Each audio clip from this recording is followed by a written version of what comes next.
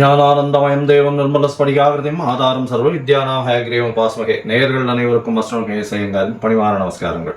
பராபவ வருஷம் 14/4/2026 இது தமிழ் வருஷங்களில் பார்த்தாலேயானால் 60 வருஷங்களில் 40வது வருஷமாக வருது. விஸ்வாவசு வருஷம் அப்படின்றதுக்கு அடுத்ததாக பராபவ வருஷம் வருது. இந்த வருஷத்தினுடைய ராஜா அப்படின்னு பார்த்தோம்னா குரு பகவான். மந்திரி செவ்வாய். இந்த வருஷத்தில் மந்திரி செவ்வாயாக இருக்கார்.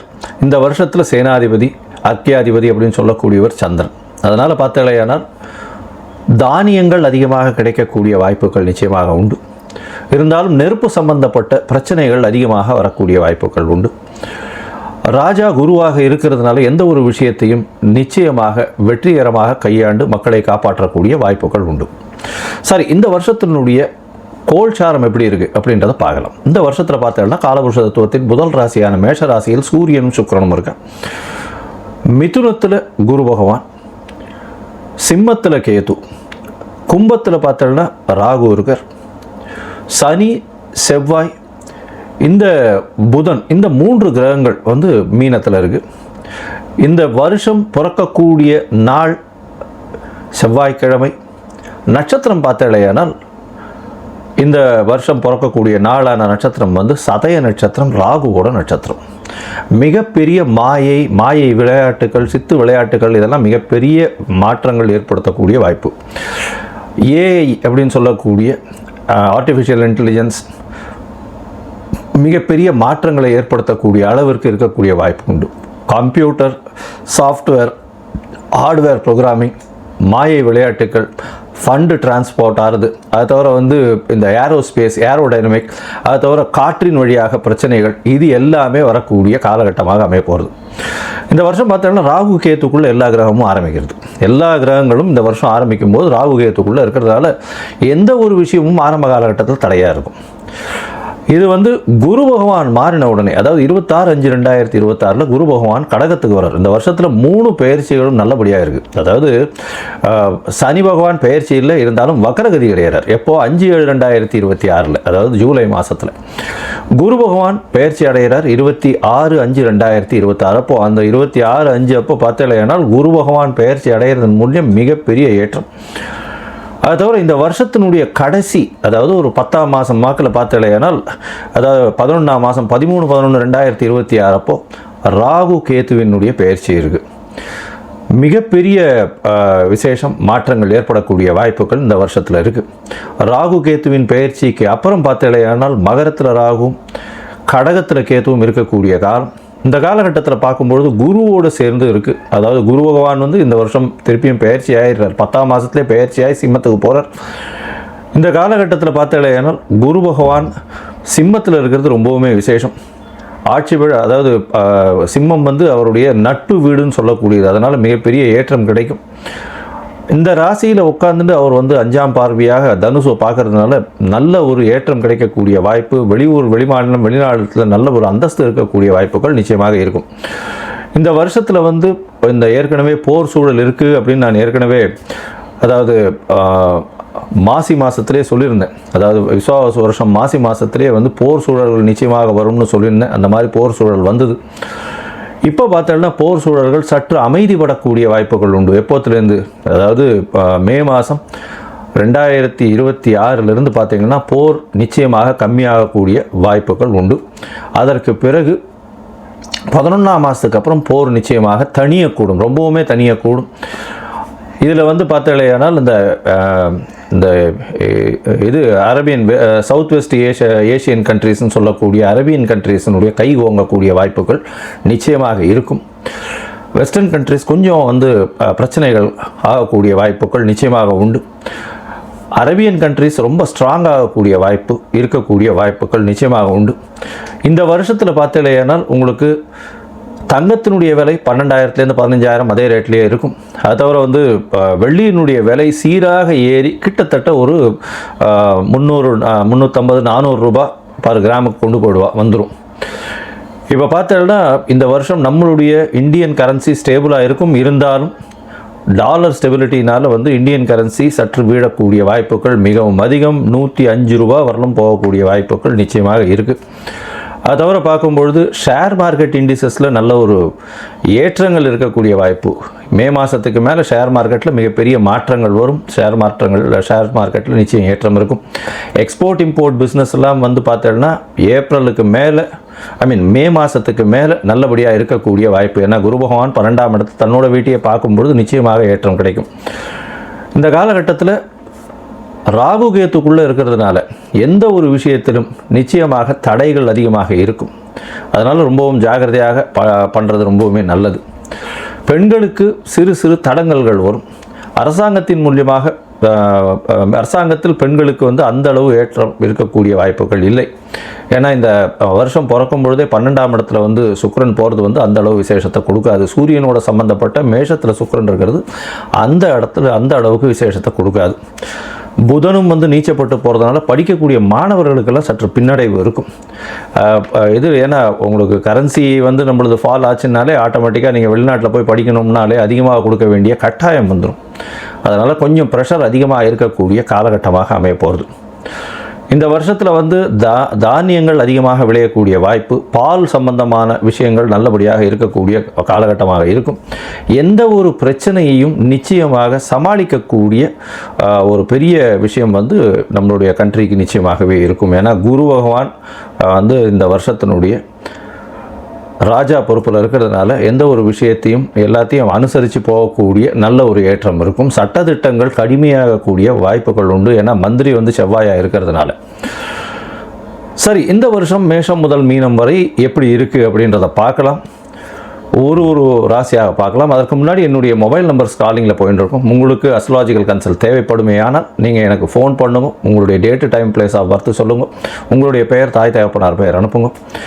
என்னுடைய கட்டணம் என்னன்னு சொல்கிறேன். இந்த கட்டணத்தை வந்து பே பண்ணிவிட்டு யூடிஆர் நம்பர் ஷேர் பண்ணுங்க. ஏன்னா நான் பார்த்த அதாவது 70 to 80% ஜாதகத்தில் பார்த்தேன்னா சந்தி நிறைய இருக்கும். அதாவது நட்சத்திர சந்தி, நட்சத்திர பாத சந்தி, அது தவிர லக்ன சந்தி இதெல்லாம் இருக்கும். இந்த காலகட்டம் நல்லா இருக்குன்னு நினச்சிட்டு இருப்பா. ஆனால் அவளுக்கு பெரிய அடி விடக்கூடிய வாய்ப்புகள் உண்டு. ஏன்னா அவள் வந்து மிருகசீரிஷம் 2ஆம் பாதம்னு நினச்சிட்டு இருப்பா. மிருகசீரிஷம் 3ஆம் பாதத்தில் இருக்கும். அப்படி பார்த்தோன்னா ரிஷப ராசின்னு நினச்சிட்டு இருப்பா, மிதுன ராசியாக இருக்கும். ரிஷப லக்னம் நினச்சிட்டு இருப்பா, மிதுன லக்னமாக இருந்துட்டு இருக்கும். இதெல்லாம் கூட பரவாயில்ல. விசாக நட்சத்திரமில் வந்து 2 இது வந்துடும், மாறி வந்துடும். அதாவது 3 பாதங்கள் ஒன்றுத்துலேயும் 4ஆம் பாதம் ஒன்றுத்துலேயும் வந்துடுறதுனால சுக்கிரனோட வீட்லேயும் ஒன்று, செவ்வாயினுடைய வீட்லேயும் மாறி வர்றதுனால மிகப்பெரிய பிரச்சனைகளும் வரக்கூடிய வாய்ப்பு உண்டு. ஏன்னா இதுக்குண்டான சுவர்கள் அதுக்கு கிடையாது. அதனால் வந்து பிரச்சனைகள் நிச்சயமாக வரும். அதனால் உங்களுடைய ஜாதகத்தில் இருக்கக்கூடிய சந்தி என்ன ஏதுன்றதெல்லாம் பார்த்துட்டு உங்களுக்கு உண்டான ஜாதகத்தை போட்டு உங்களோட வந்து டைம் ஸ்பெண்ட் பண்ணுறேன். அதாவது டைம் இது பண்ணி அப்பாயின்மெண்ட் ஃபிக்ஸ் பண்ணுறோம். உங்களுடைய தசாபுக்தி அந்தரம் சூக்ஷ்மம் எப்படி இருக்குன்றதை பார்த்து, இப்போ இருக்கக்கூடிய கோல்சார நிலை எப்படி இருக்குன்றதை பார்த்து உங்களுக்கு உண்டான பலன்கள் என்னன்றதையும் சொல்கிறேன்.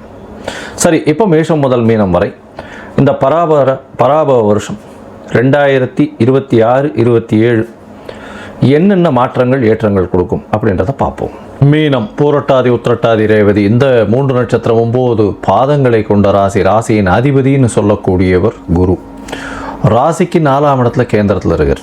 இந்த வருஷம் பார்த்தேனால் பராபவ வருஷம் 14/4/2026 13/4/2027 வரலும் உண்டான காலகட்டம். ராசியிலேயே சனி இருக்கார். ஜென்மசனி நடக்கிறது. மன அழுத்தம் அதிகமாக இருக்கக்கூடிய வாய்ப்புகள் மிகவும் அதிகமாக. தவிர உங்களுடைய மதிப்பு, அந்தஸ்து, கௌரவம் குறையக்கூடிய காலகட்டமாக இருக்கும். கொஞ்சம் பொறுமையாக நடந்துக்கிறது ரொம்பவுமே நல்லது. ஏன்னா ராசிநாதனும் 4ஆம் இடத்துல போகிறார். அதனால் வந்து 4ஆம் இடத்துல இருக்கக்கூடிய காலகட்டம் மே மாதம் கடைசி வரலும் வந்து அந்த அளவு விசேஷம் இல்லை. அதற்கு பிறகு பார்த்தாலேயானால் ராசிநாதன் 5ஆம் இடத்துல வந்து உங்களுடைய ராசியை பார்க்குறது பெரிய விசேஷம். இதன் மூலியமாக உங்களுக்கு நிச்சயமாக உடல் நலத்தில் ஏற்றம் இருக்கும், தீர்க்கமான சிந்தனை இருக்கும். இருந்தாலும் மன அழுத்தம் அதிகமாக இருக்கக்கூடிய காலகட்டம். குழந்தைகள் மூலியமாக சிறு சிறு தொல்லைகள் வரக்கூடிய வாய்ப்புகள் உண்டு. குழந்தை பிராப்தி ஏற்படக்கூடிய பாக்கியம் நிச்சயமாக உண்டு. உங்களுடைய ராசிக்கு பார்த்தாலேயானால் 2வது திருமணத்திற்கு பார்த்து கொண்டிருப்பவர்களுக்கு 2வது திருமணம் நடக்கக்கூடிய வாய்ப்புகள் இந்த காலகட்டத்தில் நிச்சயமாக அமையும். அது தவிர பூர்வீக சொத்துக்கள் கிடைக்கக்கூடிய வாய்ப்பு, தந்தையினுடைய சொத்துக்கள் கிடைக்கக்கூடிய வாய்ப்பு, பூர்வீகத்துக்கு சென்று வரக்கூடிய காலகட்டம் இதெல்லாம் வரும். உங்களுடைய ராசியிலேயே சனி பகவான் இருக்கார். என்ன சார் இது, சப்தமாதிபதியும் ராசியில் நீச்சப்பட்டு போகிறது. அதனால் எதிர்பாலினத்தவர் மூலியமாக சிறு சிறு தொல்லைகள் வரும். அதை தவிர பார்த்தோம்னா பார்ட்னர்ஷிப் பிஸ்னஸில் சற்று பின்னடைவு இருக்கக்கூடிய வாய்ப்புகள் நிச்சயமாக இருக்கும் இந்த வருஷத்தில். ராகு கேத்துவினுடைய பெயர்ச்சி அப்படின்னு பார்க்கும்போது அது வந்து ஒரு நல்ல ஒரு ஏற்றத்தை கொடுக்கும். எப்படி ஏற்றத்தை கொடுக்கும்? 11ஆம் இடத்துல ராகு பகவான். அதனால் நிச்சயமாக பெரிய மாறுதல்கள் வரும். பெரிய மாறுதல்கள், பண வரவிற்கு பஞ்சம் இருக்காது. புதிய முயற்சிகளில் வெற்றி பெறக்கூடிய வாய்ப்பு, வெளிநாடு வெளியூர் வெளிமாநில சம்பந்தம், வெளிநாடு போயிட்டு வரக்கூடிய வாய்ப்பு, இதெல்லாம் நிச்சயமாக வரும். ஏன்னா மகர ராகுவாக இருக்கிறதுனால 11ஆம் இடத்துல போய் இருக்கிற மூத்த சகோதரர்களோட இணக்கம் இருக்காது, பிரச்சனைகள் வரும். ஆனால் பணவரவு, செய்யும் தொழிலில் லாபம், இதெல்லாம் வந்து ரொம்ப அதிகமாகவே இருக்கக்கூடிய காலகட்டம்.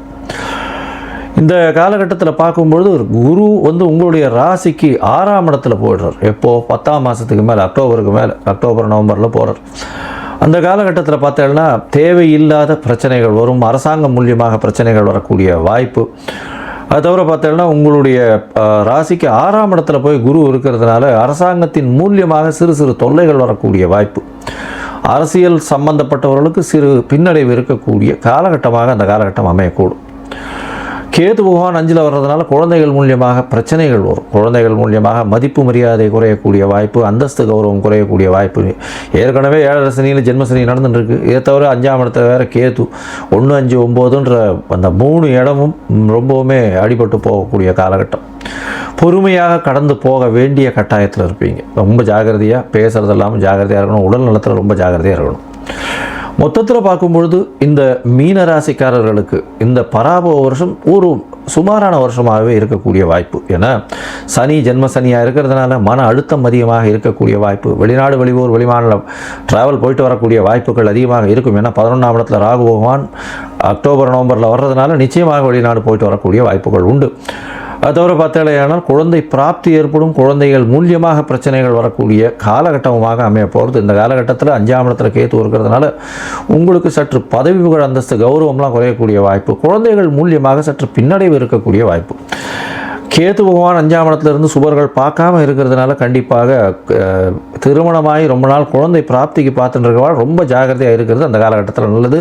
11ஆம் மாதத்துலேருந்து கேரியிங்கில் இருக்கிறவாள்லாம் ரொம்ப ஜாகிரதையாக இருக்கணும். ஏன்னா ஜென்மசனி வேறு, 5ஆம் இடத்துல கேத்து வேறு, மிஸ்கேரேஜ் ஆகிறதுக்கு வாய்ப்புகள் ரொம்ப அதிகமாக இருக்கும். அதனால் டாக்டர் சொல்படி, மருத்துவ ஆலோசனைகள் படி இருக்கிறது ரொம்பவுமே நல்லது. இந்த காலகட்டத்தில் 6ஆம் இடத்துல இருக்கக்கூடிய குரு பகவானும் உங்களுடைய உடல் நலத்தில் தொல்லையை கொடுப்பார். அதாவது கொழுப்பு சத்து, அதை தவிர இனிப்பு வகைகளான சாப்பாடை கொஞ்சம் ஜாகிரதையாக கட்டுப்படுத்துறது நல்லது. இந்த மீனராசிக்காரர்கள், அதுவும் வந்து இம்போர்ட் எக்ஸ்போர்ட் பிஸ்னஸ் பண்ணுறவங்க, எழுத்து பணியில் இருக்கிறவங்க, சொல்லிக் கொடுக்கக்கூடிய வாத்தியார் ப்ரொஃபஸர்ஸாக இருக்கிறவங்க, அதை தவிர வந்து இந்த தங்க ஆசாரிகள், பேங்கிங் செக்டாரில் இருக்கக்கூடிய இந்த கேஷ் ஹேண்டில் பண்ணக்கூடியவர்கள், அது தவிர தங்கம் வந்து ட்ரேடிங் பண்ணுறவங்க, இவங்களுக்கெல்லாம் பார்த்தீங்களேன்னா நல்ல ஒரு ஏற்றம் இருக்கக்கூடிய காலகட்டமாக இந்த வருஷம் வரும். இந்த காலகட்டத்தில் நீங்கள் வந்து ஒரே ஒரு தரமாவது அருகில் இருக்கக்கூடிய இந்த ராமானுஜரை போய் சேவிச்சுட்டு வாங்க ஸ்ரீபெரும்புதூரில். ஏன்னா ஜெகதாச்சாரியன்னு சொல்லக்கூடியவர் ராமானுஜரை போய் சேவிச்சுட்டு வர்றதன் மூலியமாக குருவினுடைய அருள் நிச்சயமாக உங்களுக்கு வரும். அதன் மூலியமாக உங்களுடைய ராசியின் அதிபதியானவர் குரு, அதனால் அவருடைய ஆசீர்வாதம் இருந்தால் மிகப்பெரிய எந்த ஒரு தடங்களையும் வெற்றியாக மாற்றக்கூடிய வல்லமை உங்களுக்கு வரும். அதை தவிர உங்களுடைய குல குரு இருக்கக்கூடிய மடம், அந்த மாதிரியான ஆசிரமம் போயிட்டு வர்றதன் மூலியமாக நல்ல ஒரு ஏற்றம் உங்கள் வாழ்வில் நிச்சயமாக வரும்.